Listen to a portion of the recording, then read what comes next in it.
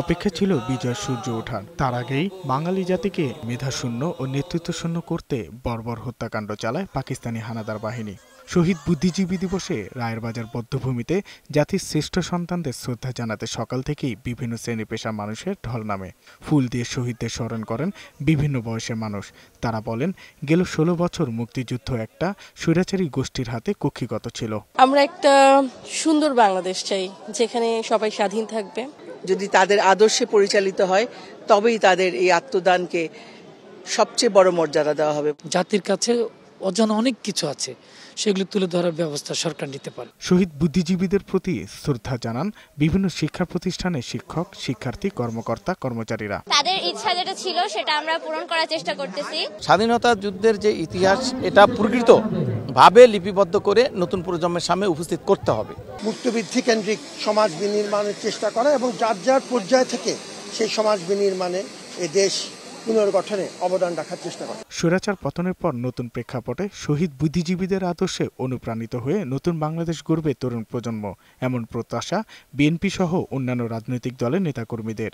আমাদের স্বাধীনতা সার্বভৌমত্ব অবশ্যই রক্ষা করবে। আজকে দীর্ঘ 15 বছরে যে আমরা গণতন্ত্র হারিয়েছি, আজকে সেই সমস্ত কিছু থেকে দেশ উদ্ধার হবে এবং এই দেশের মানুষের দেশ হবে, কোনো একটি বিশেষ দলের দেশ হবে না। 2024-এর যে আকাঙ্ক্ষা, সেই আকাঙ্ক্ষা হচ্ছে একটা গণতান্ত্রিক, অসাম্প্রদায়িক, শোষণমুক্ত বাংলাদেশ।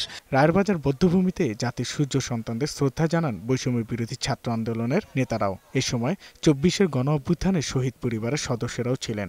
24-এর মতো মনে হয় না এরকম ভাবে নৃশংসভাবে 1971 সালে মারা হয়।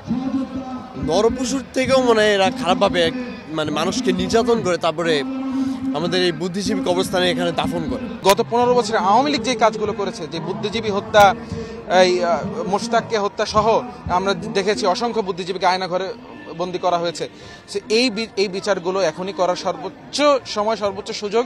71-এ যেভাবে বুদ্ধিজীবীদের হত্যা করে এখানে বধ্যভূমিতে ফেলে রাখা হয়েছিল, ঠিক একই প্রক্রিয়ায় একইভাবে একই নির্মমতা প্রদর্শন করে আওয়ামী লীগ 24 সালে এখানে একটি গণকবর করেছে। শ্রদ্ধা নিবেদন শেষে মুক্তিযুদ্ধ বিষয়ক উপদেষ্টা বলেন, বিগত স্বৈরশাসকের আমলে মানুষের মুক্ত বুদ্ধির চর্চা নানাভাবে বাধাগ্রস্ত হয়েছে।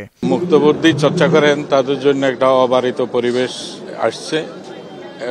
আমরা সবাই মিলে এখন সব প্রতিবাদ ইত্যাদি সবকিছুই আমরা করতে পারি।